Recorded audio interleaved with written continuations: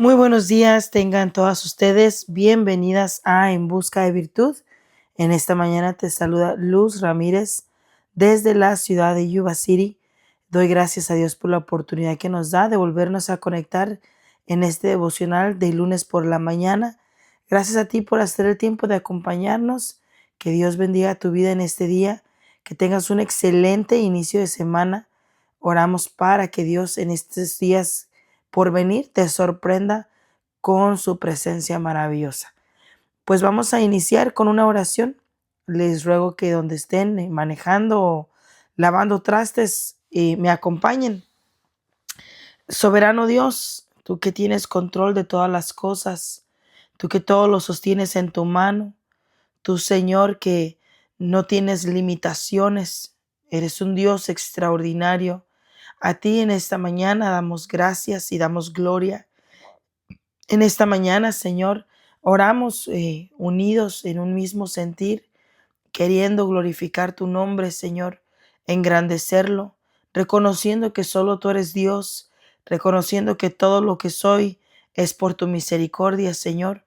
Te doy gracias, mi buen Jesús, porque eres fiel. Te doy gracias, mi buen Señor, porque eres misericordioso. Te doy gracias por tu clemencia y compasión. Te doy gracias, Señor, porque tú nos enseñas lo que es amar, lo que es el amor. Te pido, Dios, que nos des la capacidad de amarte, que nos des la capacidad de regresar con mayor fuerza, Señor, de ayer, el amarte, que podamos hoy amarte más que ayer, que hoy pueda darte mejor adoración, que hoy pueda darte una mejor canción, Señor, que pueda darte lo que tú pidas. Si es una alabanza, que la pueda dar, Señor. Si es eh, un tiempo en silencio, que lo pueda dar. Si es la vida entera, que la pueda dar. Te lo pido, Espíritu Santo. Danos la capacidad de amar hasta entregarnos por completo.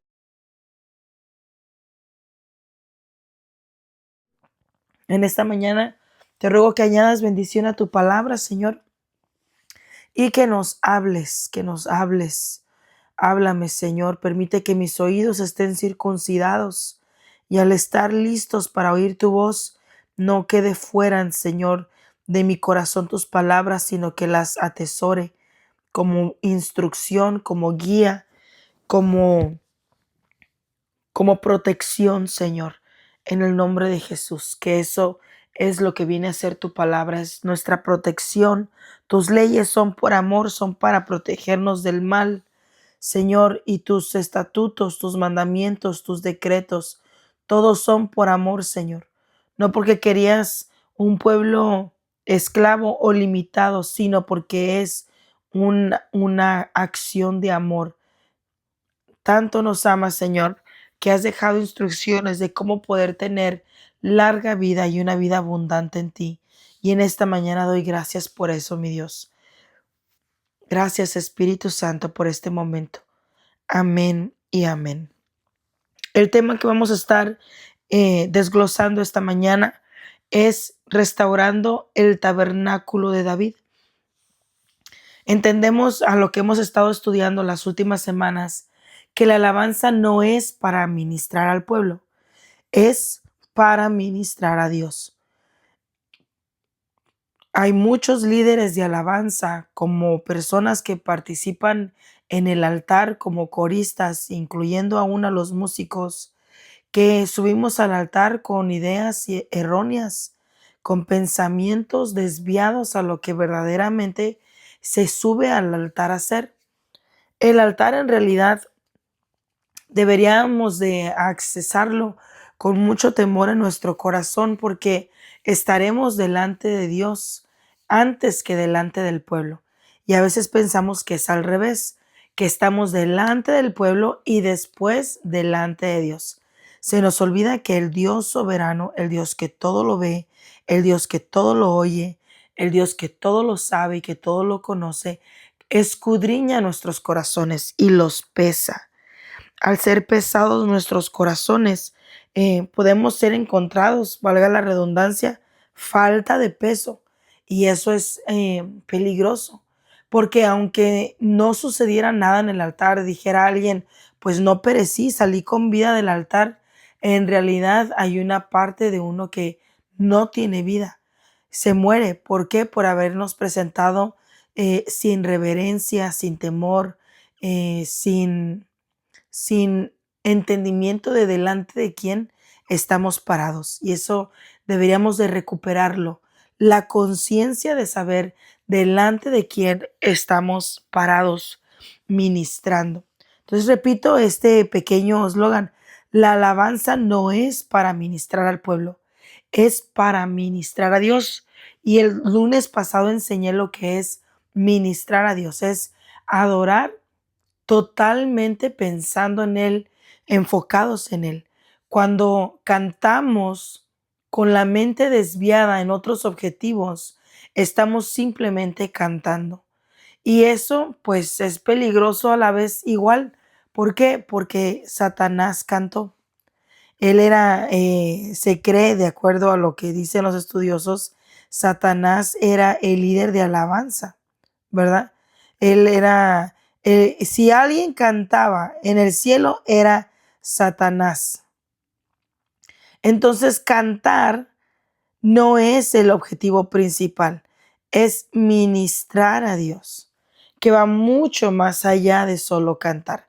Es verlo a Él, honrarlo por lo que Él es, por quien Él es, admirar sus atributos y engrandecer su nombre mientras cantamos, ¿verdad? No es mientras adoramos, es más que entonar la melodía de una canción. Porque mire, en Ezequiel 28:13 dice lo siguiente: los primeros de tus tamboriles y flautas estuvieron preparados para ti en el día de tu creación. Por esta razón se cree que os enseña que una de las caídas que tuvo Lucifer fue que ya no pudo seguir alabando a Dios porque quitó el enfoque de Dios y lo puso en sí mismo. Quitó a Dios como prioridad y se puso a Él como prioridad. Removió la admiración de Dios y la puso en sí mismo. Entonces, aunque este verso no implica literalmente que iba dirigida a una alabanza por él hacia Dios, sí implica el texto que estaba rodeado de tamboriles y de flautas que sugieren esa conexión musical con precisamente ministrar el corazón de Dios.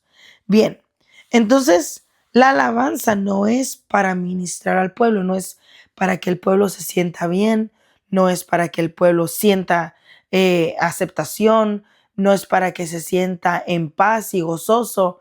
La alabanza no va dirigida al pueblo. Nosotros no somos dignos de ser alabados. Es más, ni los ángeles, ni los ángeles son dignos de ser alabados. Solo Dios. Solo Dios. Y eso tenemos que tenerlo en mente.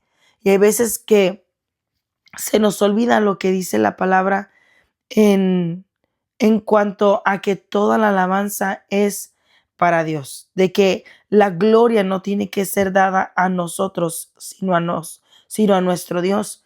Salmo 115:1 dice: no a nosotros, oh Jehová, no a nosotros, sino a tu nombre da gloria. Entonces, no a nosotros, sino a tu nombre da gloria.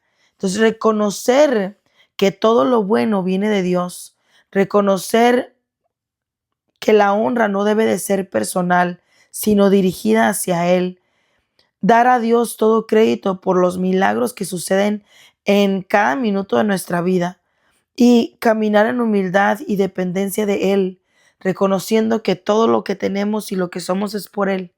Eso es darle gloria a Dios. Reconocer que su omnipresencia nos cobija, ¿verdad? Su omnipresencia nos envuelve y nos protege. Por eso decía Juan en el capítulo 3, verso 30, es necesario que Él crezca, pero que yo mengüe. ¿verdad? Y cuando buscamos la palabra menguar, quiere decir muchas definiciones, pero la que más atrae a mi corazón es cuando dice quitarme a mí la importancia y darle a Él toda la importancia. Entonces la alabanza no es para que el pueblo se sienta bien, sino que es para que Dios se agrade en esa ofrenda que implica más que solo el canto, sino la entrega total de un corazón. Por eso ese canto que dice, si es una alabanza, te la entregaré, Señor. Ah, si es una canción, no sé qué es lo que dice. Y luego al final dice, si es la vida entera, te la entregaré, Señor.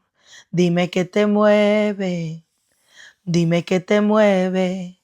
Entonces, buscar qué es lo que mueve el corazón de Dios. Eso es ministrar el corazón de Dios. Entonces, Amós 9:11 dice, una promesa. Está profetizado lo siguiente. En aquel día yo levantaré el tabernáculo caído de David. En aquel día. ¿En cuál día? En el día que Dios restauraría los adoradores. Recordemos un dato bien importante aquí, que Dios dijo cuando estaba hablando Jesucristo con la samaritana y le dijo, nuestros padres adoraban en este monte.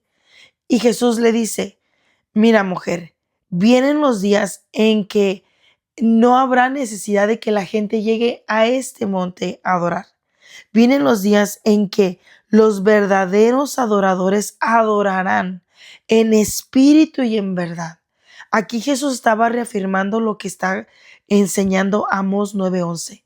En aquel día yo levantaré el tabernáculo caído de David. Entonces Jesús lo estaba reafirmando. Vienen estos días en donde se restaurará el tabernáculo. Y en el libro de Hechos, ahora, ¿qué, qué está pautando el libro de Hechos? Recordemos que aquí un paréntesis, permítame hacer un paréntesis. Jesús le dijo a los discípulos, es necesario que vayan y prediquen el evangelio a toda carne, a toda criatura, pero no se muevan de Jerusalén, no vayan a hacer eso hasta que no sean investidos con el Espíritu Santo. Primero exponte a la llenura del Espíritu Santo y después harás esta encomienda. Entonces notemos que el libro de Hechos es este libro donde nos enseña la importancia de recibir primero la impartición, la llenura del Espíritu Santo antes de hacer algo. Ahora, en este mismo libro de Hechos, más adelante, en el capítulo 15, versos 16 y 17, dice lo siguiente. Después de esto volveré y reedificaré el tabernáculo de David que está caído y repararé sus ruinas y lo volveré a levantar para que el resto de los hombres busquen al Señor y todos los gentiles, sobre todos los cuales es invocado mi nombre. Entonces, ¿por qué ahora puede venir la restauración? Porque el Espíritu de Dios ya fue dado a los hombres para que sean guiados por el Espíritu a restaurar la ruina del tabernáculo. Ese tabernáculo caído, hay que empezar a restaurarlo. Y esto es una belleza. Es una belleza porque nos corresponde a ti y a mí restaurar el tabernáculo. Entonces, qué gran labor la que Dios nos ha dado. Qué gran labor la que Dios nos ha encomendado, ¿verdad? Hay que restaurar el tabernáculo caído de David. Entonces, mira, la palabra restaurar quiere decir volver algo a su estado original. Quiere decir reparar lo que estaba dañado, recuperar fuerzas, paz o una relación. Mira lo que quiere decir restaurar. Quiere decir renovar. Entonces, volver algo que estaba en su original como algo usable, servible, hermoso, que tenía una función específica, pero se perdió y hay que volverlo a recuperar, a restaurar. ¿verdad? Entonces me impresiona cuando dice es restaurar conexión con personas, es restaurar la fuerza. Para poder ministrar el corazón de Dios tenemos que tener fuerza, ¿verdad? Hay que tener ímpetu, hay que tener intención, hay que tener un deseo apasionado por Dios y por lo que a Dios le interesa. Muchas veces nos enfocamos en cosas de las cuales Dios no tiene interés y descuidamos lo que a Dios le interesa. Entonces, ¿qué quiere decir la palabra tabernáculo? Tabernáculo significa morada o tienda de reunión. Entonces, en la Biblia nos enseña que el tabernáculo era esa tienda sagrada portátil que Dios usaba con los hombres para poder llevar ahí su presencia. Por ejemplo, Moisés construyó el tabernáculo. Estaba dividido en 3 secciones: atrios, lugar santo y lugar santísimo. En el lugar santísimo descendía la presencia de Dios. Entonces, ¿para qué se construyó el tabernáculo? Bajo la dirección de Dios, porque recuerde que Dios le dijo a Moisés: sube y te mostraré un diseño. Y ya estando Moisés en el cielo, Dios le mostró un modelo y le dijo: esto que ves, replícalo en la tierra.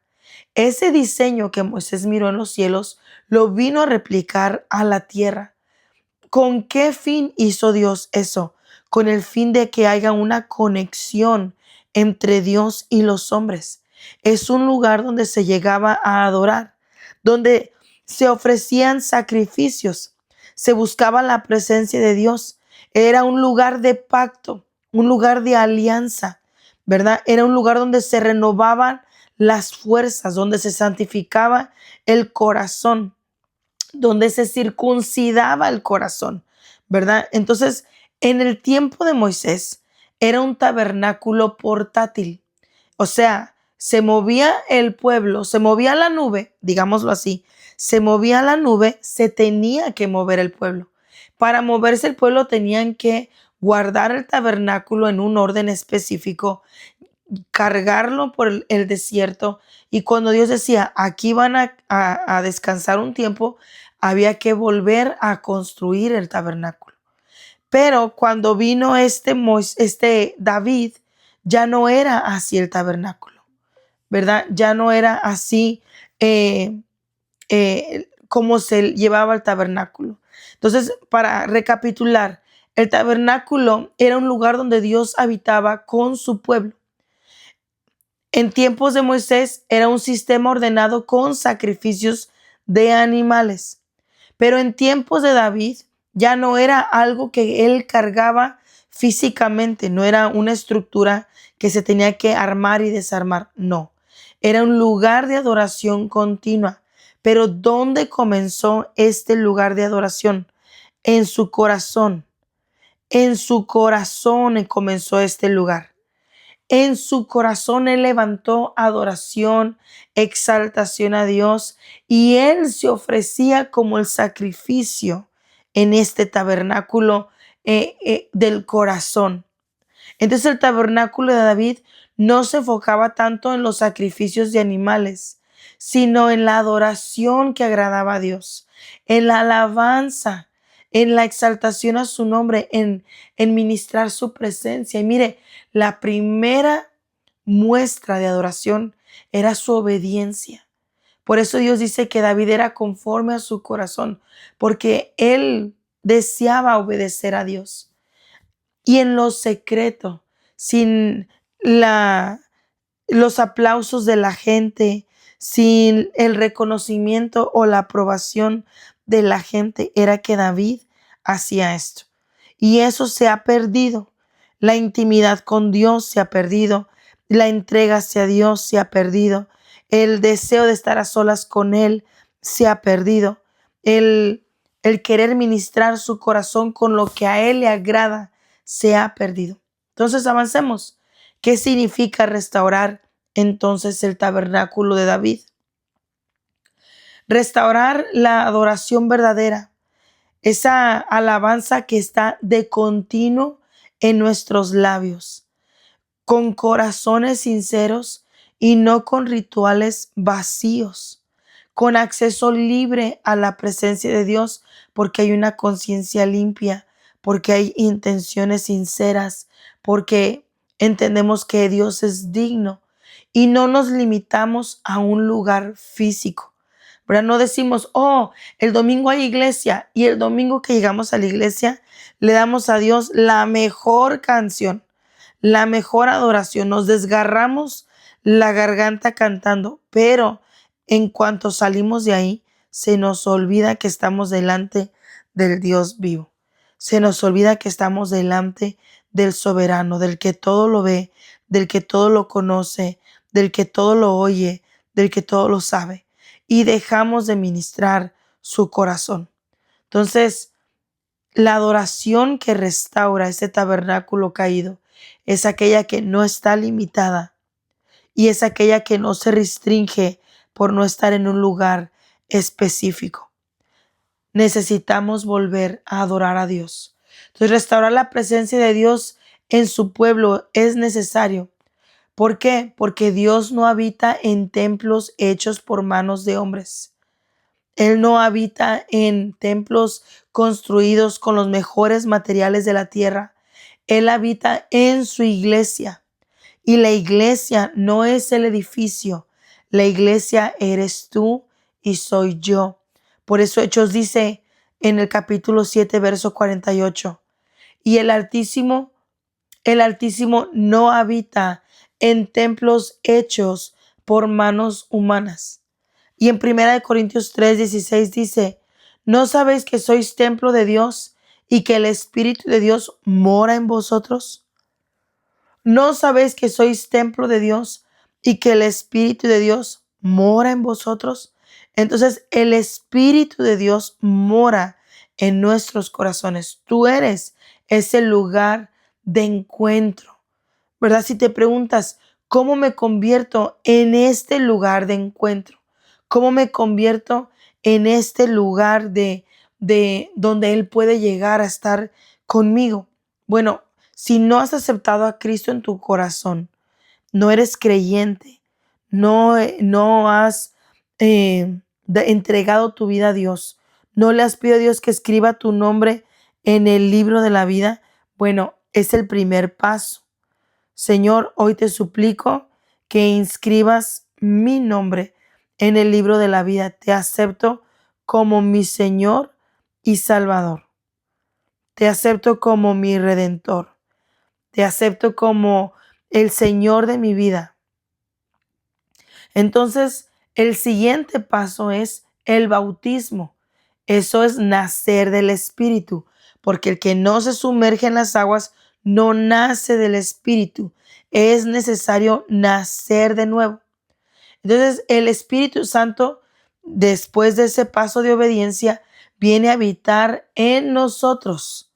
Pero recuerde que aún nuestro corazón está insensible y está caminando de la rebeldía a la obediencia. Es un proceso.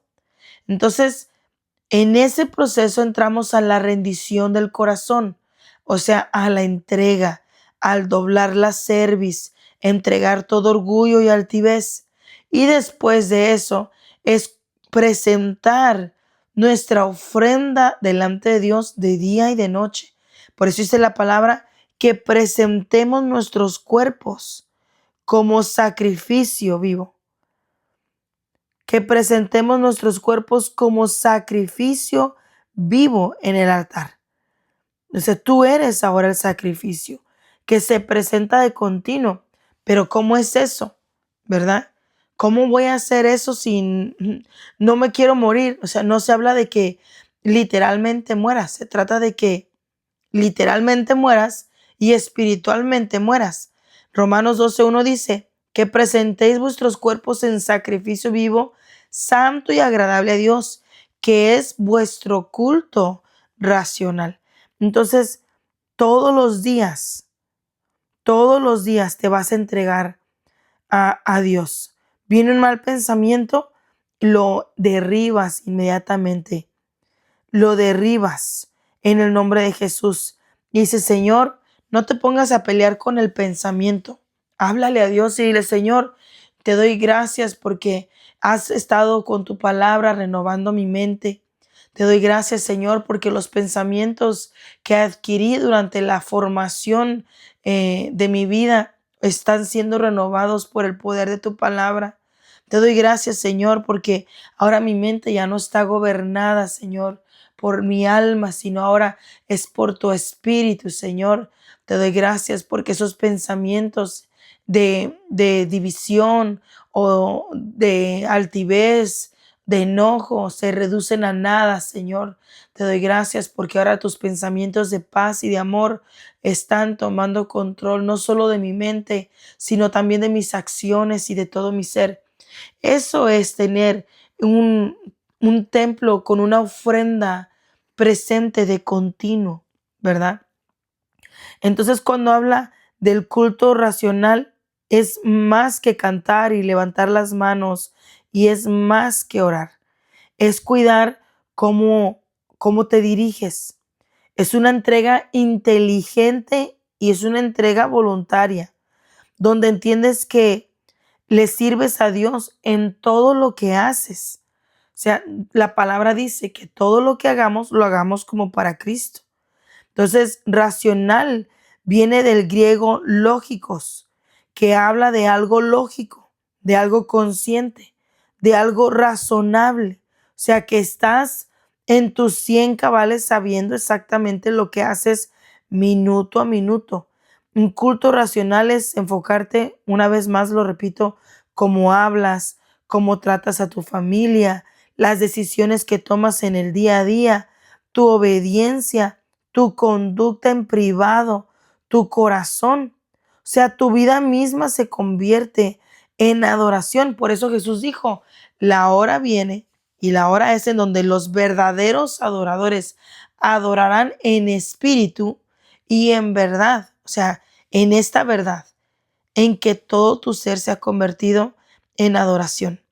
No es un culto de domingo, no es decir, Señor, te quiero buscar más, pero hago lo que yo quiero.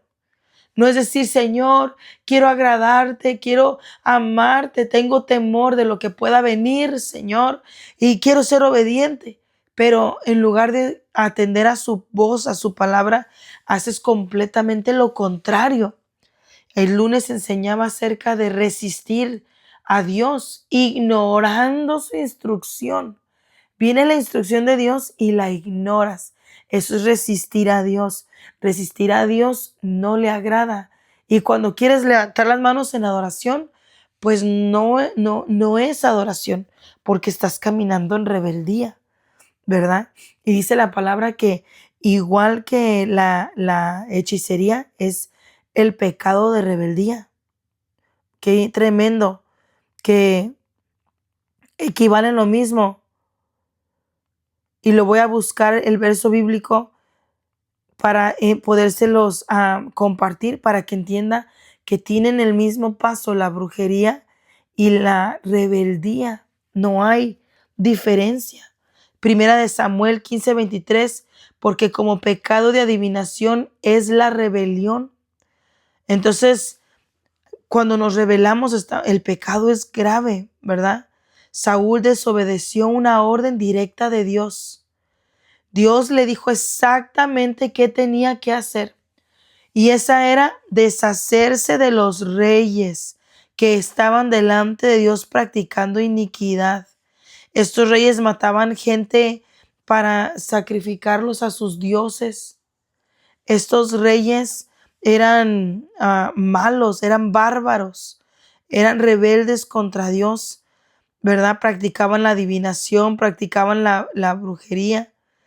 Y Dios le dijo, deshazte de ese rey. Y este Saúl le perdona la vida. Entonces esa rebelión le fue contada muy grave. Perdió el reinado. Amén. Entonces, ¿qué es rebelión? Querer gobernar tu vida sin obedecer a Dios. Eso es rebelión. Amén. Entonces, es una obstinación, es una necedad, es aferrarte a algo que Dios te dijo que ya sueltes. Wow, qué impresionante es la palabra de Dios. Entonces, vivir como templo es el proceso de continua obediencia. Es un proceso de continuo negarte, de menguar, de tú hacerte pequeño para que Él crezca. Y eso te ayuda a permanecer en Él. Y este permanecer nos bendice. Y aquí es donde Dios se derrama, ¿verdad? No tiene Dios como prioridad, ¿cómo te quiero decir? Mandar el mensaje equivocado y hacerte en tu rebelión sentir que está siendo, mira, que está siendo aprobado. Y me viene a mi mente lo siguiente. Cuando Saúl pecó en su desobediencia, Samuel no vino a decirle, vas bien, Saúl, mira, te quería dar un mensaje, pero he cambiado de opinión. No, vas bien, Samuel. Perdón, Saúl, tú síguele. No, Dios no le mandó el mensaje equivocado a Saúl. De un solo llegó y le dio el mensaje y le dijo, Saúl, has pecado contra Dios. Has pecado en tu rebeldía. Te has rebelado contra Dios y Él, con todo el dolor de mi corazón, te voy a comunicar, te ha desechado como rey. Te ha desechado como rey. Entonces es importante caminar en obediencia para no ser desechados. Y termino con Colosenses 3:23. Y todo lo que hagáis, hacerlo de corazón, como para el Señor y no para los hombres. Todo lo que hagas, hazlo como para el Señor y no para los hombres. Entonces, no es para ti mismo, no es para los hombres, es para Dios, es para Dios.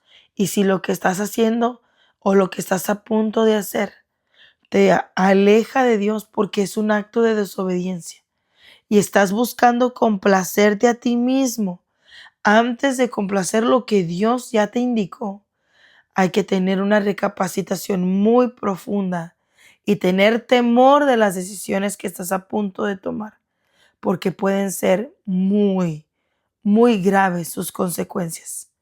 Cuando el esposo de Noemí se apartó de la casa del pan, se fue de la tierra donde Dios lo había puesto para prosperarlo, donde Dios lo había puesto para alimentarlo, no físicamente, espiritualmente, porque recordemos que donde vivía vino escasez material, pero cuando vino la escasez, en lugar de el esposo de Noemí clamar a Dios y esperar la respuesta de Dios, se fue de la ciudad.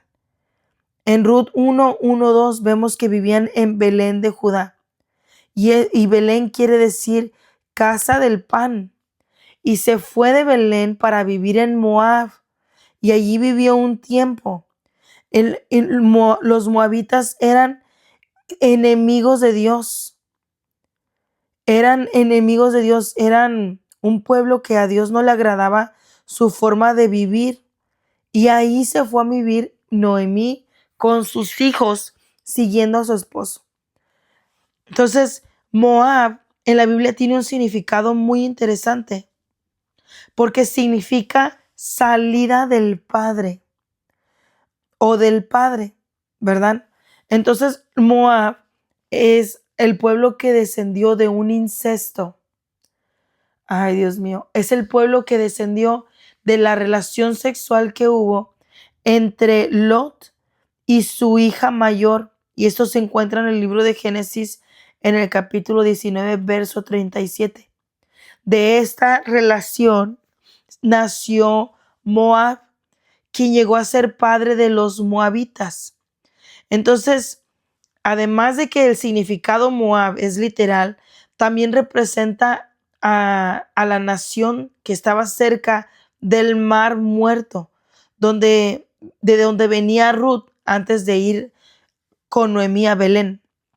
Entonces, mira, la tierra de Moab es un pueblo rebelde, enemigo de Dios. Entonces, alejarte del propósito de Dios tiene consecuencias graves porque fue precisamente en esta tierra en donde Noemí perdió a su esposo y a sus 2 hijos.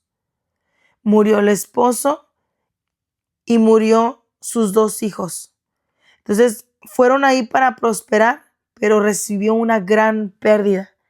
No solo no recuperó nada material, sino que lo que más amaba lo perdió. Lo perdió. Entonces la rebelión, el dirigirte por tus sentimientos y tus emociones, por tus necesidades físicas, más que por la voluntad de Dios, tiene consecuencias graves. Tiene procesos espirituales difíciles. Amén. Vemos que espiritualmente Noemí fue procesada de una forma muy difícil. O sea, perder tu esposo y tus 2 hijos por una solución temporal, ¿verdad? Es bastante delicado y debería uno de analizarlo con mucho cuidado y con mucho sentido. Amén. Bueno, me desvió un poco del tema tal vez, pero alguien necesitaba escuchar esto. Y le ruego a Dios que haya sido de bendición el mensaje de esta mañana. Que Dios te bendiga, que Dios te ampare, que Dios te prospere, que Dios siga hablando a tu corazón, que Dios te guarde de caer en el error de no dejar de convertirte en templo, que al contrario, Dios no detenga su obra en tu vida. En el nombre de Jesús, que Dios bendiga el resto de tu semana. Amén.